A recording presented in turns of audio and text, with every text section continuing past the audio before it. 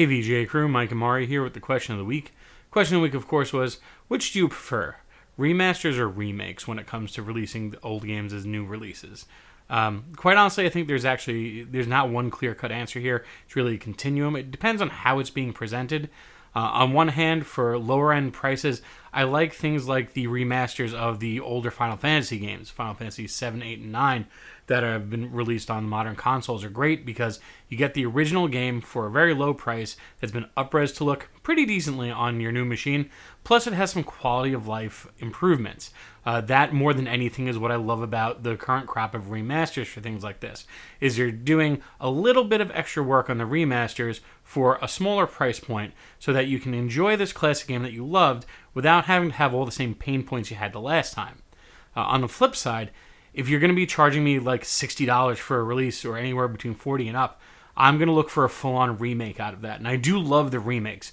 Remakes, I think, are a great chance for game designers, modern game designers, to use modern tools and newer engines to explore some of the great ideas that people had at a time when maybe it was locked on a console that didn't quite have the technology that it needed to fully explore the concept, which seems to be happening with the Final Fantasy VII Remake. Though I'm not sure if I'm going to be picking that up. Maybe I'll hold off for a little bit. The idea of playing the first third of a game that I played a long time ago and it taking even longer than it took back then just doesn't sit quite as well with me. The one thing I never thought when playing Final Fantasy VII was I wish this was more drawn out. Though I've been told that I'm totally wrong about that and I do need to play Final Fantasy VII Remake.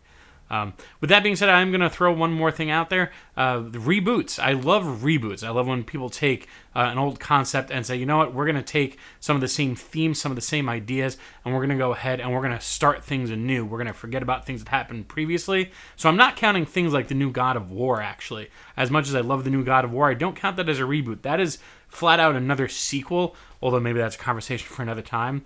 But what happened with the most recent Modern Warfare is a great example of this.